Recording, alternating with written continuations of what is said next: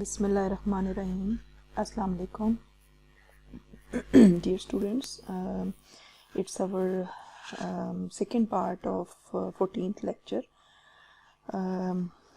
Here we are going to study some of the facts or theorems related with the rank of a matrix, and especially rank of a square matrix. This can be used to determine whether the matrix is singular or non-singular. So इन्होंने तो यहाँ पर proof भी किया है इस theorem का. हम प्रूफ पे नहीं जाएंगे, सिर्फ मैं यहाँ पर इनकी स्टेटमेंट को एक्सप्लेन कर दूँ. Theorem 4.20. If A is an n by n matrix, then rank of the matrix A is equal to n if and only if A is row equivalent to in. तो अगर square matrix है n by n order का, तो उसका rank n है.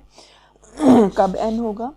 जबकि जो A matrix है वो रो इक्वलेंट है in के. आपको याद होगा कि जब हमने A का इन्वर्स फाइंड किया था तो हमने A को A मैट्रिक्स लिया था पहले, और उसके पैरेलल में हमने एक आइडेंटिटी मैट्रिक्स ले लिया था.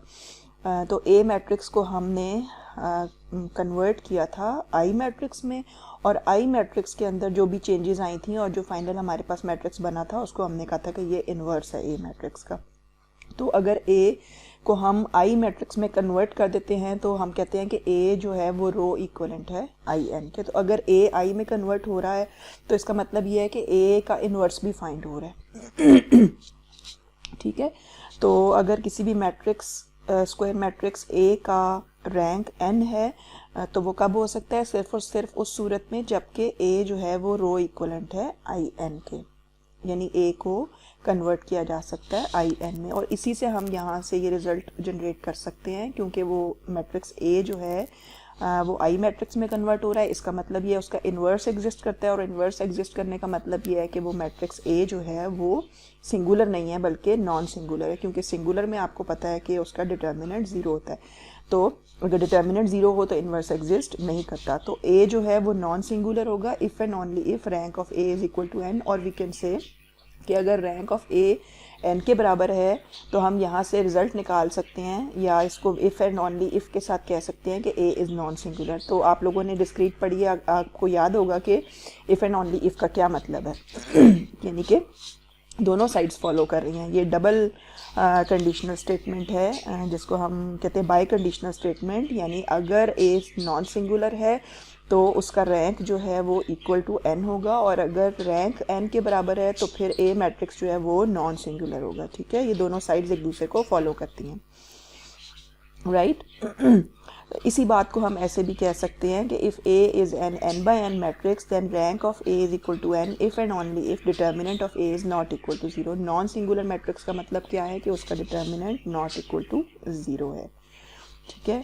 तो ये कुछ फैक्ट्स हैं जो हम रैंक ऑफ द मैट्रिक्स से जनरेट कर सकते हैं. ये करोलरी है. Let A be an n by n matrix, the linear system AX is equal to B has a unique solution for every n by 1 matrix B if and only if rank of A is equal to n. तो rank अगर n के बराबर है तो ये जो non homogeneous system है उसका यूनिक सोल्यूशन एग्जिस्ट करता है.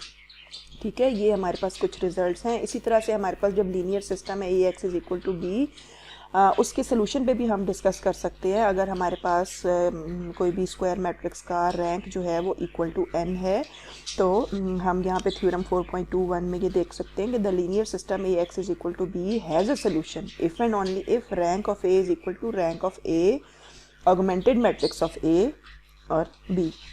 That is if and only if the ranks of the coefficient and augmented matrix are equal.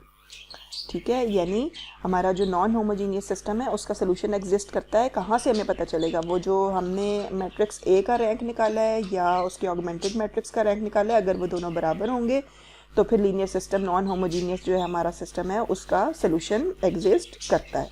ठीक है. एग्जाम्पल 10 के अंदर भी यही बताया है कि जो है हमारे यहाँ पर क्या है, इसमें लीनियर सिस्टम है 2 1 3 1 - 2 2 0 1 3, और ये लीनियर सिस्टम है हमारा, नॉन होमोजीनियस है क्योंकि राइट साइड पे 1 2 3 है।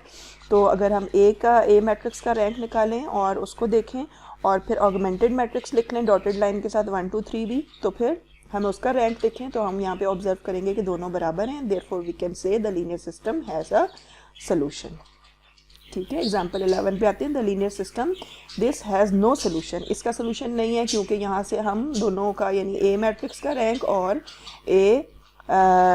और ऑगमेंटेड मैट्रिक्स जो है उसका रैंक निकाल के देख सकते हैं। तो दोनों के रैंक्स डिफरेंट आएंगे, ए का रैंक 2 है और ऑगमेंटेड मैट्रिक्स का रैंक 3 है। ठीक है, इन सारी बातों से जो आज हमने की हैं या इससे जो पिछले पार्ट में हमने की थी 14th के ए पार्ट में, उन सब से हम ये इक्वलेंट स्टेटमेंट यहाँ पे लिख सकते हैं। यानी ये सारी स्टेटमेंट्स का एक ही मतलब है, A is non singular. Non singular means के हमारा जो ए है उसका डिटर्मिनेंट 0 नहीं है। A x is equal to 0 has only the trivial solution. ये भी हम ऑलरेडी इस चीज़ को देख चुके हैं कि अगर नॉन सिंगुलर होगा ए तो उसको हम राइट साइड पर 0 मैट्रिक्स के साथ मल्टीप्लाई करेंगे या 0 वेक्टर के साथ, तो x will be the solution. और ए इनवर्स को 0 से मल्टीप्लाई करने से हमारे पास 0 वेक्टर बनेगा जो कि ट्रिवियल सोल्यूशन होता है। A is row equivalent to I n. हमने यहाँ पे देखा कि ए अगर नॉन सिंगुलर है तो उसका इन्वर्स एग्जिस्ट करता है, तो इसीलिए जब हम उस पर कॉलम या रो ऑपरेशंस करेंगे ए के ऊपर पैरेलल में आई रख के, तो ए को कन्वर्ट किया जा सकता है आई एन में, यानी उसको हम कह सकते हैं कि वो रो इक्वलेंट है आई एन के। For every vector b in R n the system A x is equal to b has a unique solution. यानी ये जो नॉन होमोजीनियस सिस्टम है उसका यूनिक सोल्यूशन एग्जिस्ट करता है इस केस में, जबकि ए जो है वो नॉन सिंगुलर हो। A is a product of elementary matrices, determinant of A is not equal to 0। ये भी इसका मतलब यही है जो हम ऑलरेडी बात करें। The rank of A is an, the nullity of A is 0, the rows of A form a linear independent set of vectors in Rn, the columns of A form a linear independent set of vectors in Rn। ठीक है, और ये इसके बाद बच्चों ये हमारा 14th lecture है, ए पार्ट 1 पार्ट और 2 पार्ट इसका जो आज हमने ये किया है, इन दोनों को कंबाइन करके एक्सरसाइज है 4.9, और इसमें से आप देखें बेसिस फाइंड करने के डिफरेंट प्रॉब्लम्स हैं।